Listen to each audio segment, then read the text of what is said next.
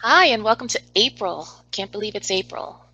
April is Financial Literacy Month, and so the Communication Club is going to be doing a presentation and discussion on the money talk. But let's start with our OAC slide.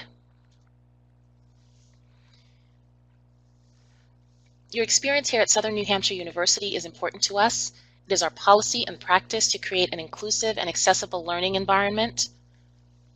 If there are aspects of instruction or course design that present barriers to accessibility, please notify the Online Accessibility Center as soon as possible at 866-305-9430. You can also email at oac@snhu.edu or visit the Online Accessibility Center website. And again, welcome. I'm Michelle Ann Charles, president of the Communication Club. And I see that you've taken the little poll.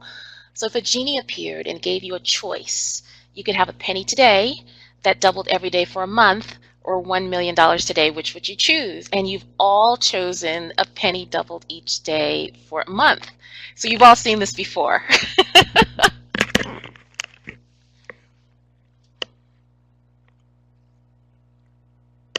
How much would you have if you doubled a penny a day every day for a month?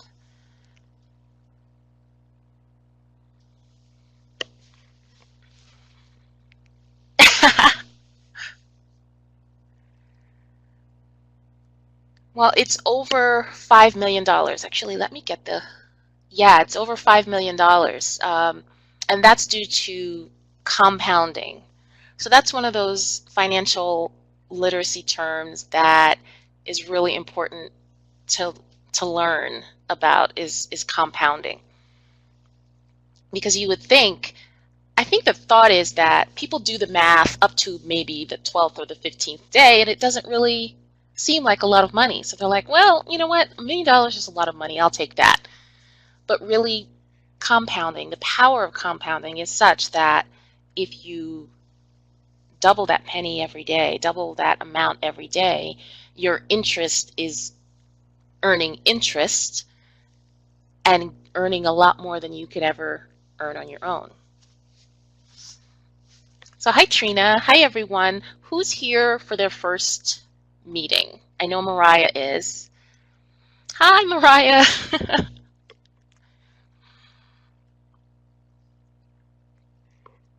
Brianna, wow.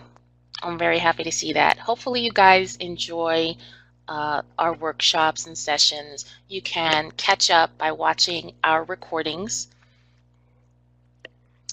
And if you have suggestions, go ahead and email us or put a message on the page of topics you'd like to see us cover. But tonight, since it is Financial Literacy Month, we thought it would be really good to make sure that our members are able to increase their financial literacy. We are going through one of the most, I guess, expensive investments in our lives, getting our college education. Many of us are getting student loans in order to pay it. And this and buying a home are probably the two most costly endeavors that we could take on. Student debt is at an all-time high of $1.5 trillion in this country. So it's really important to be financially literate, as well as be able to have those money conversations with our friends, families, significant others. So let's get over to our presentation. So having the money talk. Now what is the money talk? Well, I think that I know I'm not alone when I say that money is a complex subject, right? It can stir up many intense emotions, especially among our nearest and dearest. And it makes it a very awkward topic at best and difficult to discuss. And the strange paradox is it's a subject that appears to be on everyone's mind, and yet our ambivalence about talking about it contributes to so many misunderstandings, communication glitches, especially when it comes to our personal relationships.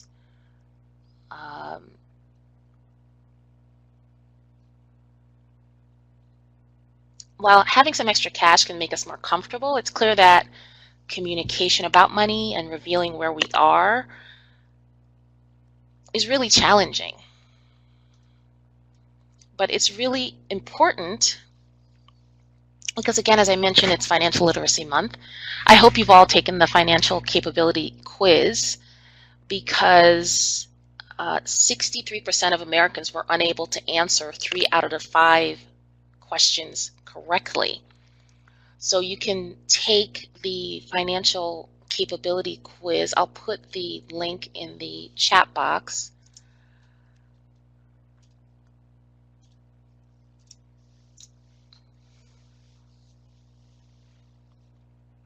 And you can take that and see how well you do. It's 5 questions, and it's part of a longitudinal study by FINRA.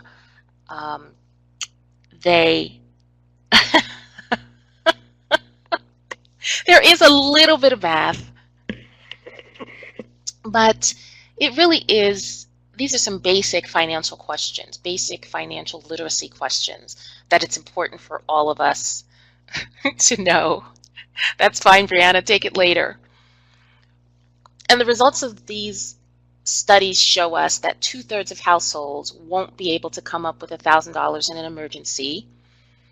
That 63%, as I mentioned, aren't able to answer 3 out of 5 basic personal financial questions correctly. And 30% of adults with a credit file have a debt in collections. And again, as I mentioned, student debt is at an all-time high. Kids get out of college, kids and adults get out of college with thousands of dollars in student loan debt and are having difficulty paying it off. And one of the things I thought was interesting a few years ago was that the educational lobby was successful in petitioning the government to make student loan debt, to exclude that from bankruptcy. So let's say you had some issues, you have to declare personal bankruptcy, your student loan debt remains.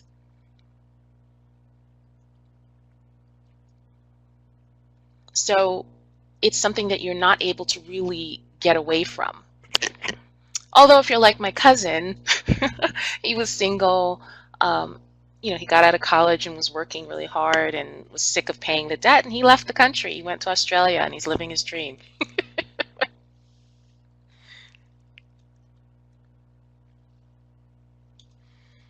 He said he's never coming back. All right, so how certain are you that you could come up with $2,000 in an emergency? So look at these stats. It's really quite scary.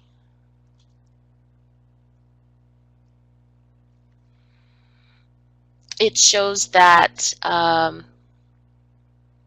depending on your age and your educational level, the confidence that you have that you'd be able to come up with that money without, let's say, going into debt to do it, it is really quite low, about 34%. So, and it tells you that the data here shows that if you're female, it's even higher at 39%. And I think women have additional issues in terms of financial stress or financial security. After a divorce, a woman is more likely to lose her health insurance and things of that nature. So it's really important to be financially literate, to know what's going on in your financial household, and to be able to have an input into it.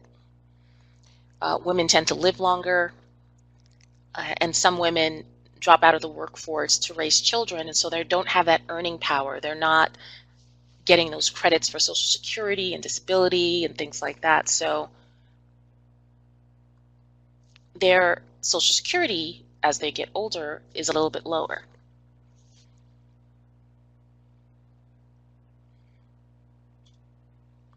So why? Why is money so difficult to talk about? Why do you think that is? I think in many ways, it's I still a taboo know topic. it's There's lots of very, judgment. especially in the work Some of field, the it's jargon may very, be like you said, intimidating. taboo to talk about how People much you might think make it's at the same job. Like you impolite can talk to to talk about coworkers, money. Hey, how but much do you make? and Yeah, some sure. employers say it's quote unquote illegal when actually I've learned recently it's not illegal to talk about how much you make based on how long you've been there, how much work experience you have. But I also think if you make more than somebody who has been there longer than you, it makes them feel bad. But the thing is you started Right. out with more experience. So I don't think people realize that your job experience is everything. Because I went into a cashier position starting out with 11.75 an hour, and there were people who had been there for a year who made only 10.50 or $11, and I'm like, I may be only 24, going to be 25, but I have quite a bit of customer service experience under my belt. So that's why I was able to get the increase in wage. And I also think because my dad worked at Busey Bank, which is a local bank branch for many, many years, doing many different Hmm. positions, I know a lot more about just finances, their credit cards, or what you need to do in your savings account, what you need to do with your checking account, and just things like that. And what I also hate is that when you have a savings account and a checking account at a Hmm. bank, a lot of them are requiring you to make a monthly payment anymore. And it's like, why would you make a monthly payment like of $20 to have a savings account open too? So that's just my little 2 cents about it.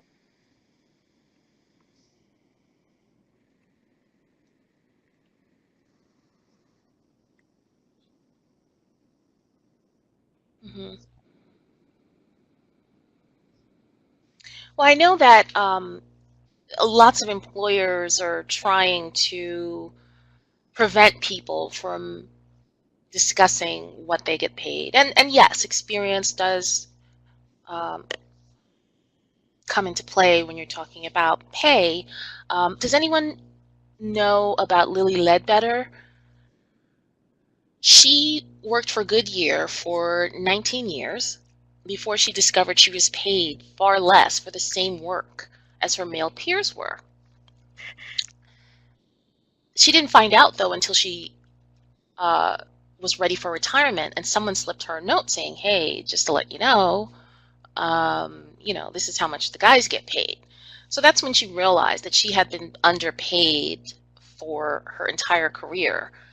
And she was one of those people that had, a great work history. She'd received awards for her performance.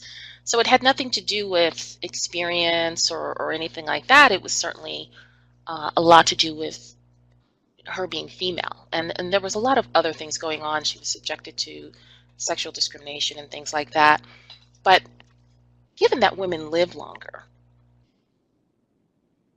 it certainly um, puts a dent in your financial future to find out that for the same work and for 20 years of work you were underpaid. There aren't laws, but certainly some employers don't want you to talk about it. I remember a few years ago I was trying to decide whether I should stay with a company or move on. And I called up HR and I said, um, hey, what's the salary range for my position? And I got like the runaround. And I said, I don't understand. I'm simply asking what the range is for the job I have. I'm not asking for anyone else's information. I'm trying to make a decision for myself on whether there's room to grow in this position financially, or whether I should try to get another position with the company or somewhere else. But I was told that I am well positioned within the range and that they don't provide that information. Right, exactly, Trina. So I ended up leaving that company, but I was astonished that I couldn't even find out from my own role what my salary range was. Why is it a big secret? Now I know one of the things that I love about like state or local or federal government positions is that they tell you what the range is. They tell you the low, the mid, and the maximum. So at least you know what your range is and where you fit within the range. I think that's only right. Anyway, so we were talking about why it's so hard to talk about, but the research is clear that good things can come from being more open to discussing money. Um,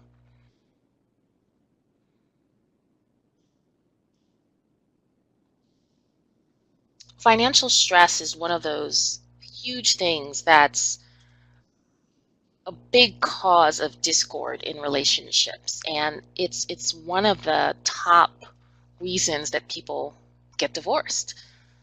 uh, that stress about money is real and can be damaging.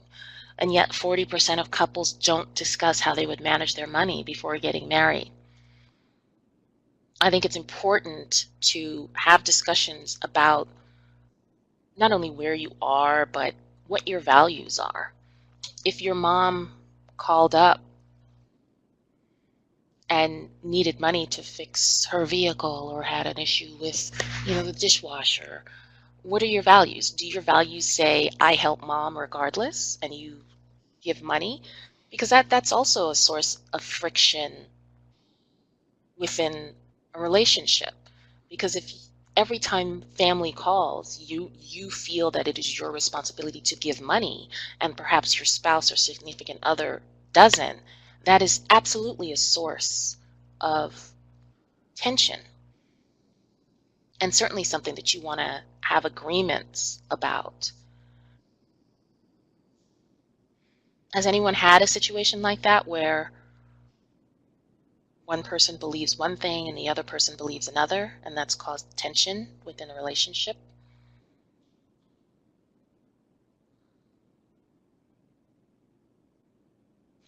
Anyone want to give an example?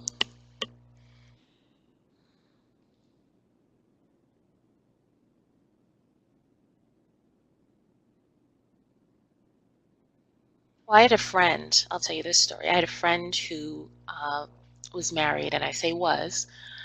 Um, One of the things that her spouse would do was, those credit card offers that you get in the mail all the time? Well, he'd send away for all of them. So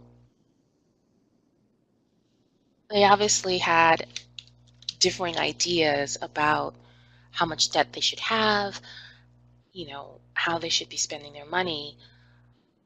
So she found out that he had several accounts that she knew nothing about. And then when it came time for them to divorce, she was forced to split the debt with him.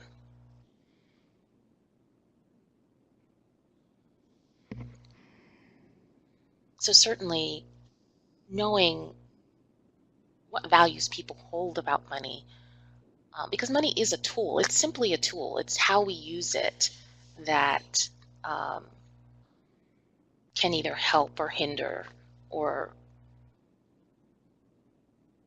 create wealth or create debt, because it's all in the mind, right?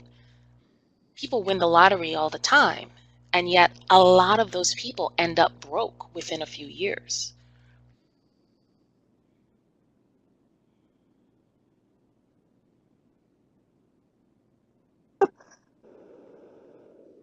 Oh, Well, I absolutely. It know. can truly be deal breakers.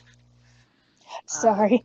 Money in I know with relationships my is ex, when I was with truly a him, fraught topic, he made decent money because because it's he was it's a a it's a welder, symbol to many and people.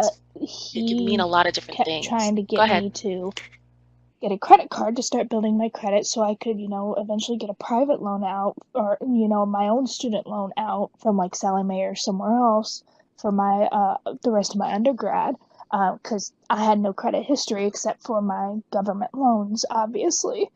Um, and it's it's kind of like backfired in the long run because obviously I haven't been with Tim for quite a few years now, but it's like I now have a credit card and I try and keep it paid off. Well, that one credit card turned into two, turned into three. So I think I have like 4 or 5 credit cards now, and I try to keep as many of them at a zero balance. But it's still, and I still have a decent credit score, but they're still the ones I've got are not that low. I Hmm. mean, the balance owed on them are, it's a pretty decent Right. balance because I have to end up relying on them since I don't have a job right now. I mean, I do, but it's very part time until the summer really kicks in, and still it's a part time job. So until I can find a full time job to support myself, because I'm back living with my parents for the time being, there's not much I can do.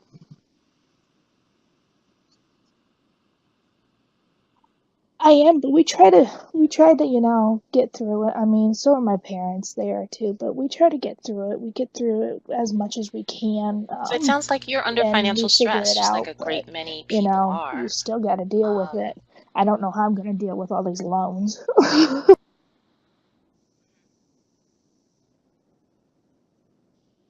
right.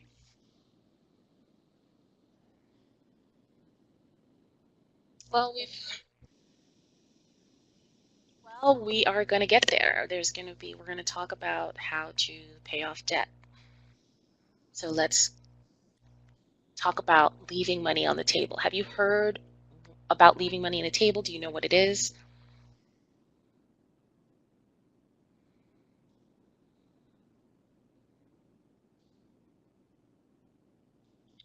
So leaving money on the table just means um, it's an idiom which means you're not getting as much money as you could.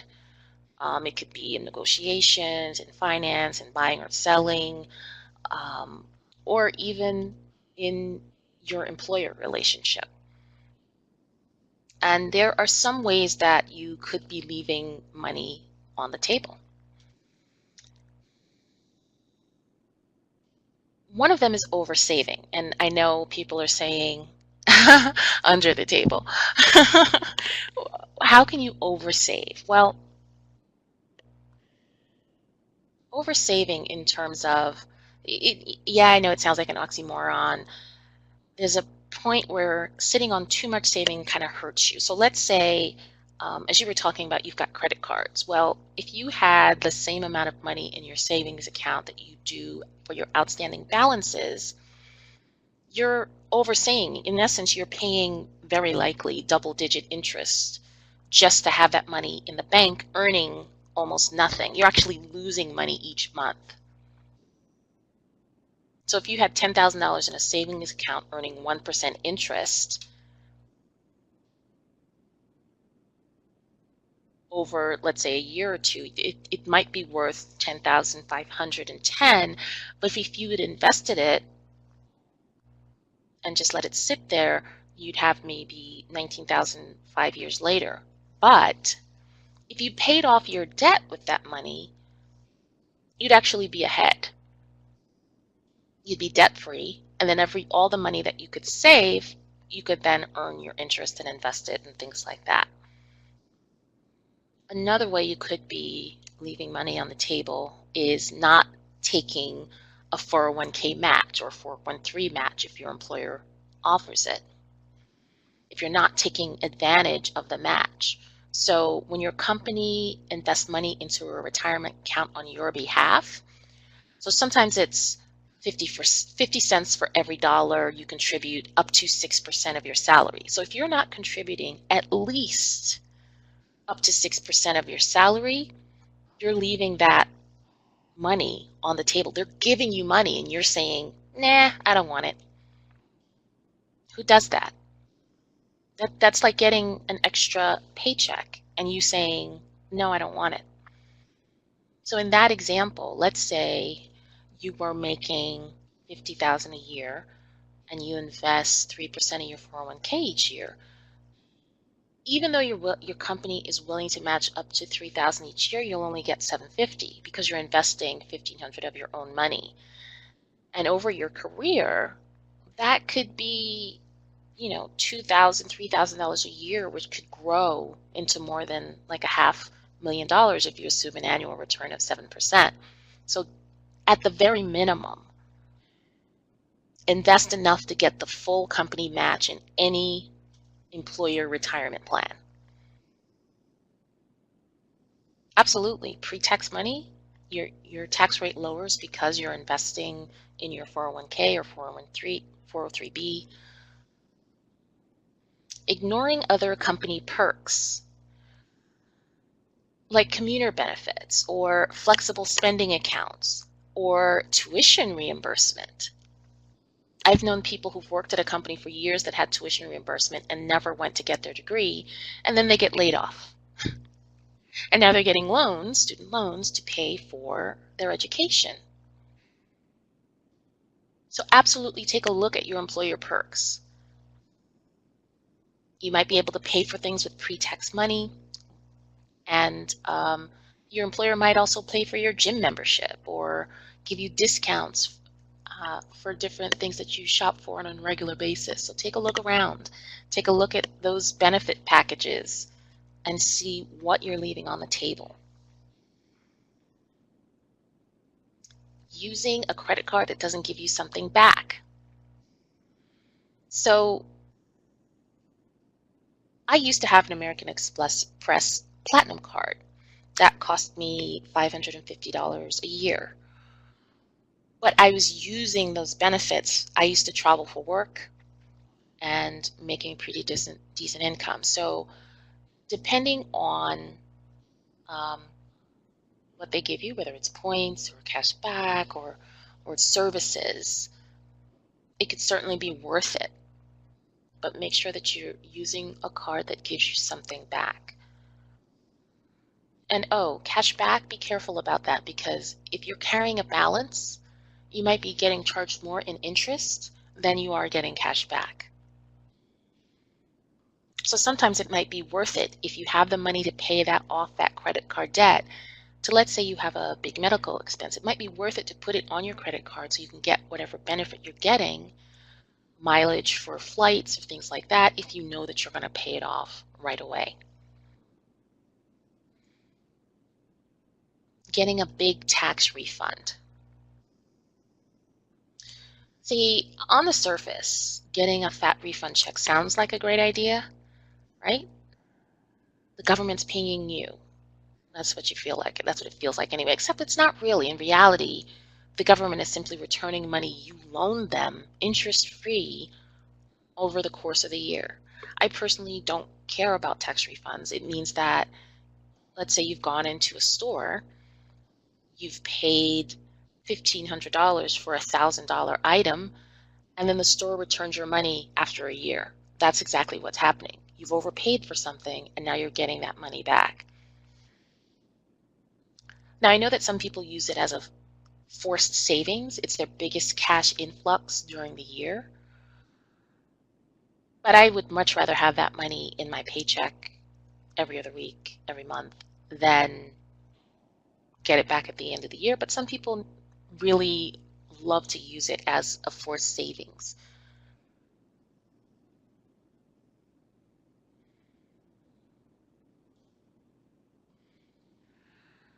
So one thing I would recommend is getting yourself a financial dictionary. They're little pocket financial dictionaries so that you can learn terms and that you can become financially literate so that you can make better decisions when you are having to bank or getting loans or making decisions about how to invest your money.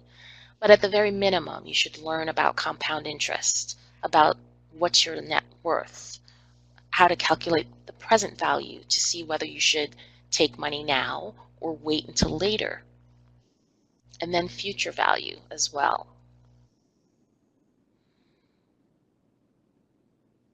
I don't ever want to hear you say that, Mariah. You're absolutely worth something. All right, so this is where we talk about debt. There's two concepts that you should learn about to pay off debt. Have you heard of it? Debt snowball and debt snowflake?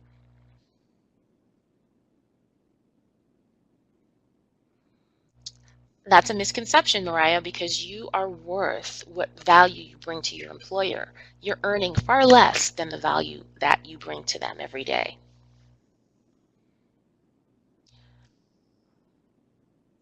So the debt snowball, and the debt snowflake are just are two concepts on how you can, which works best to pay off debt.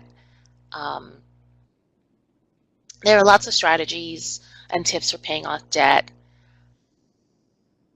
but these are proven ways to do it. I've used them both. So let's talk about what the differences are between them and which one might be best for you.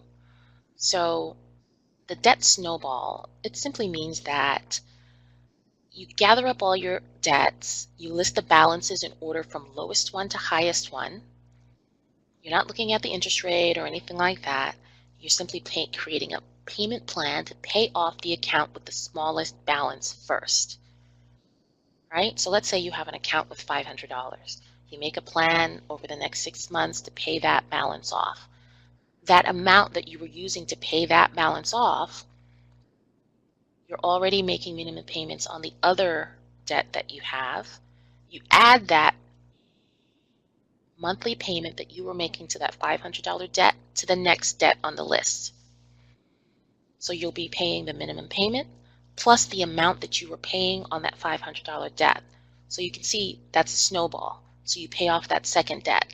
You take that first amount for that $500 debt, you take the second amount that you were paying for that second debt that's now paid off, you add them both together with the minimum payment you were paying for the third debt, and then you go through that process again. And it just snowballs and snowballs and snowballs until you get to the end and you are debt free.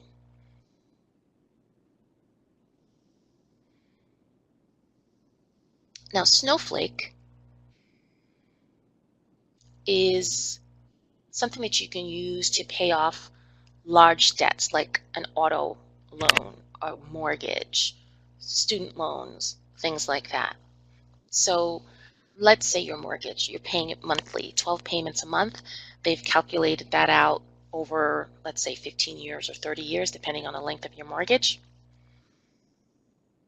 What you do is you figure out some either extra monthly amount or any time that you get a surprise influx of cash. Let's talk about that tax refund, or if you get birthday money or Christmas money or things like that. You earmark those funds to pay off the principal of your large debts. Now, when you make those payments, you must indicate that they are for principal only, because otherwise most lenders will simply apply it towards your next debt payment, your next monthly bill. One thing you can do with your mortgage without even adding any more is to make the payment every 2 weeks. Because if you make the payment every 2 weeks, meaning you've split that payment in half, you get, if you have a $2,000 mortgage payment and you're paying it once a month, $2,000, if you split it in half and pay $1,000 every 2 weeks, you'll actually get an extra payment in there. And you're paying down your principal. So those little small snowflake payments, that it just makes these small steps taken over a consistent time period can really reduce your principal balance and reduce the amount of time that it takes to pay off a loan. So those are two methods you can use, and you can use them together for certain debts. I personally, for the snowball, I would start with the highest interest rate debt,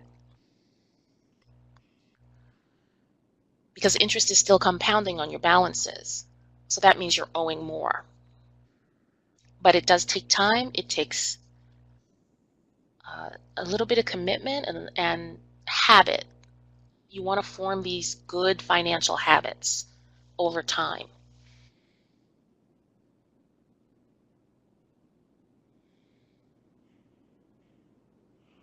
Yeah, CLEP is really great. You can do portfolios to see if you can get credit for certain classes.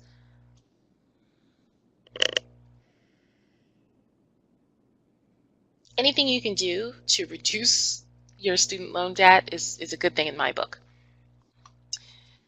Well, how do you start these conversations? How do you start these conversations with your family or your friends, your children, your siblings? Do you have conversations with them about financial issues?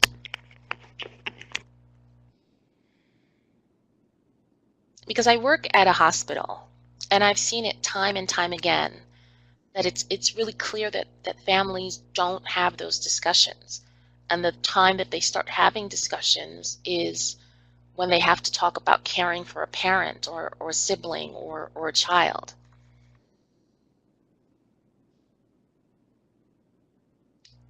And it's, I don't have the money for this. How are we going to pay for this? Where can we send him or her? What, they need rehab. They need subacute care.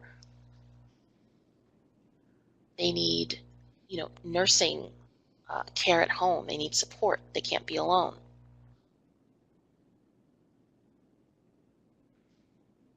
So the time to have these discussions is not at crisis point, but certainly before. Uh, One thing that I think people should absolutely do is make sure that they have a will, make sure that they have a healthcare proxy, make sure that your wishes are known in case something happens to you.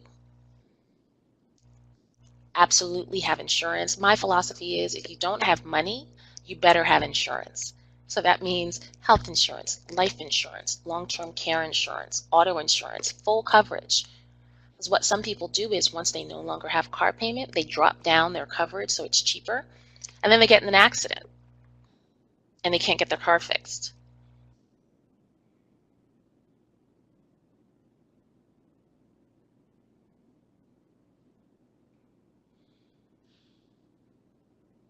So if you don't have money, always best to have insurance. Me too, Asia. But the minute that I can, I will. So here's some conversation starters. Just to talk about with your family and friends. What's the best piece of financial advice you've ever received? Because you don't want to come at people with judgment. You want to actually open up the doors for communication. What are your long-term financial goals? How do you measure your financial success? What's a question you have about money that you've always wanted to ask someone? About what percentage of your income do you spend on housing? That's something that we all should know. How did you decide on that amount?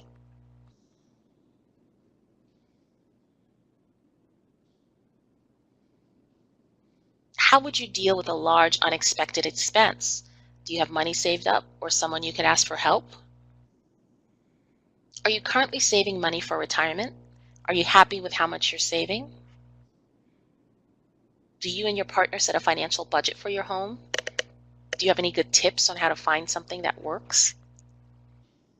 Have you ever successfully negotiated a pay raise? How did you do it? I'll tell you how I did it. I was working as a contractor and at a client site, and I went to the printer and found among things that I had printed, someone was paying the bills for the agencies, the various agencies that they used for the different contractors. And I saw that I was being billed at $75 an hour. And I was only being paid less than half of that.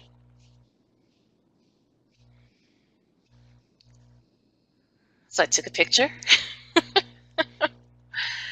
and then I called my agency and I said, hey,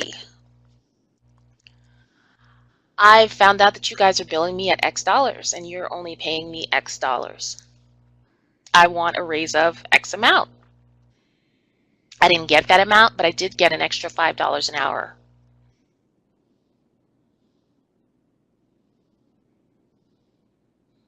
Oh, I know, and I understand that they have overhead, but then there's overhead and then there's just taking advantage of people.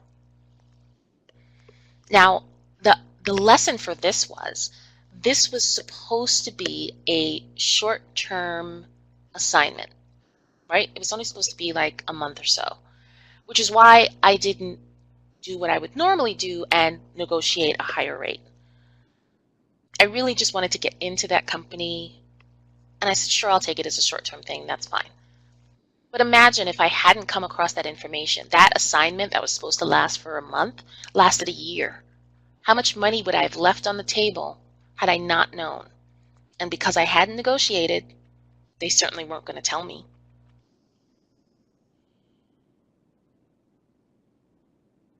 So, just a lesson that I've learned over my life is that you don't get what you're worth, you get what you negotiate for.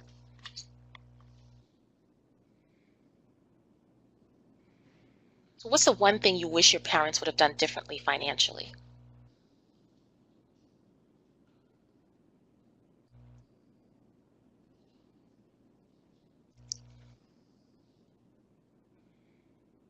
I've got plenty of stories. But there's one story of someone with whom I worked, and we worked together for a long time, so we talked about a bunch of stuff. And her mother had died several years ago. Her father had just gotten married again. And, the house that the father and the new wife lived in was the house that she and her five siblings grew up in. And to that point, they, he had already had a will, willing the house to the children, et cetera, et cetera. But when he got married again, the new wife convinced him to change his will, to leave the house to her, because she said, well, what happens if you die? Then I'm just out on the street. Well, that caused such a rift in that family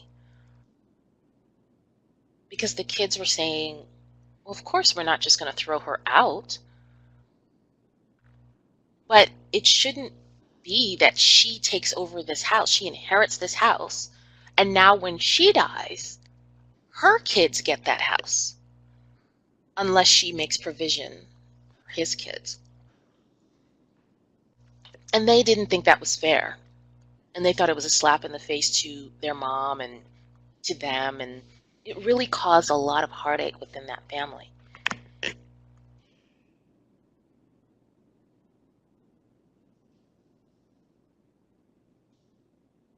So it's not hard to see why money issues can shape the course of our personal relationships. Usually when we talk about money, it's about other people's wealth or lack thereof, or how to make money, how to lose it, banking, taxes, the economy, very high level stuff. When it comes to our personal money, it's a really different matter. Personal money feels private. There's a loud silence in the room when we talk about our personal finances.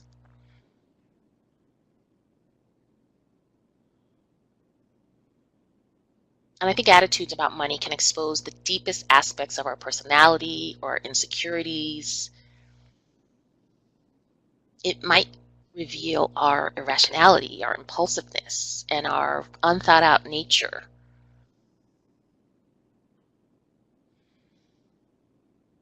What do you think? Today, I feel like greed for money, fame, and power have become dominant themes in people's lives. Like money is a power struggle. It's not just a tool, it's a power struggle and can be a source of pride and shame.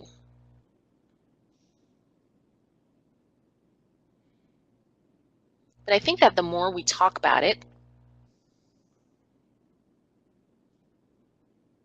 the more we understand money issues as well as any of our sabotaging beliefs about earning it and having it, it can help us negotiate all these complex issues with the people closest to us. Now, most of us know that money can't buy happiness, but that doesn't stop money from being perceived as the answer to life's problems. But the reality is, more often than not, money problems are symptomatic of deeper issues that haven't been addressed in our relationships yet.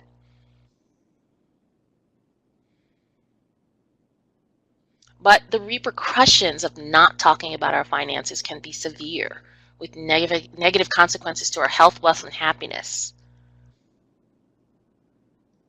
You miss opportunities, you have crippling debt, you're unaware of basic financial strategies that would improve your well-being.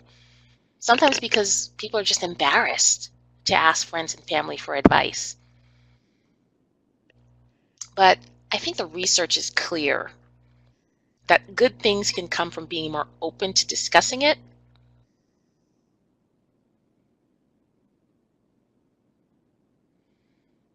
and lead to better financial outcomes. You're less likely to have problems with impulse spending, especially when people know that you have certain goals. You know, your friends want to go out every night, but you know you have certain goals or you want to pay off your debt. Well, if they know that you have these goals and that you're working towards them, then maybe, you guys will get together for game night, play Monopoly. And I absolutely recommend playing Monopoly because that is truly how financial wealth is built in America, owning property. It's the best game out there for this real game of life.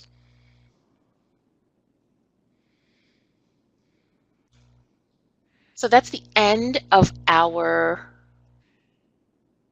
financial literacy month presentation, the money talk. I hope that you will take some steps to increase your financial literacy and learn those concepts on compound interest and saving and getting out of debt so that you can teach that to your family and have a better financial future. Now, if there's any tips that you have that you've received along the way or something that you came upon by hard lessons, please go ahead and share them.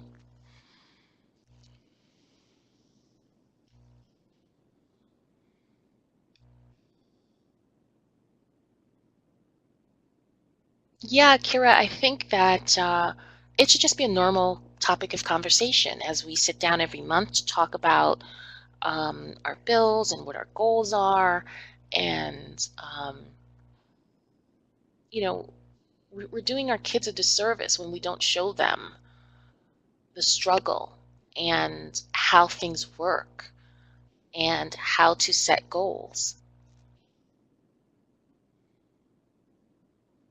One thing I used to do, I was very good at, um, was I would look for coupons, I would look for sales and things like that. And so if I had my grocery budget, let's say it was $100 for the week, if I had my grocery budget and I saved, I don't know, $12 based on coupons or sales or whatever, that savings amount, whether it's $10, $12, whatever it is, I would put that in my savings. So I would spend, quote unquote, $100, but the $12 I saved, I would actually put in my savings account. I wouldn't just leave it in my budget to be spent.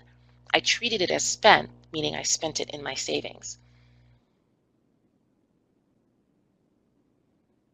So that really helped me when I was first starting out to get to the point that if I had to fix my car or whatever, I always had a little pot of money that I can rely on.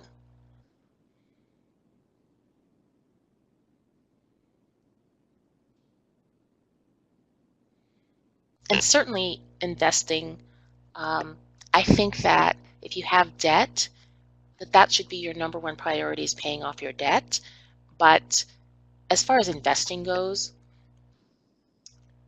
investing in index mutual funds, which mimic the market, those are the cheapest investments you can get, and it follows like the S&P 500, the Russell 2, the NASDAQ. Index funds are the way to go. And if you ever get stock options, treat it as found money, and the minute that They reach their exercise date, exercise them. I used to work at Lucent Technologies, and we were spun off from AT&T, and I received a founder's grant of 27,000 shares. And at the time, Lucent was just like the stock had split twice and stuff like that. So, oh no, it wasn't 27,000 shares. It was $27,000 that I got out of it, but I think it was like 5,000 shares. So when the date came up to exercise, I exercised because my philosophy is I deal with stock options like they are found money. And my coworkers were laughing at me. There were guys who had 100% of their 401k in the company stock. So this was about October or November of 2000. Yes, October, November of 2000, right? The stock had split twice.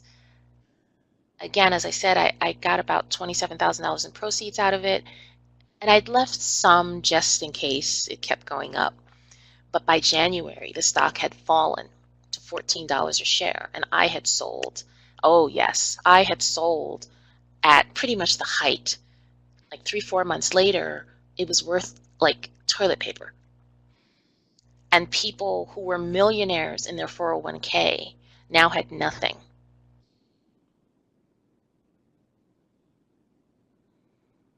Nothing. So I took my 27 grand and ran to the bank. And that's what I say to everyone who ever gets a stock option. Exercise it. Unless it fits into your overall asset allocation in your portfolio, your entire portfolio,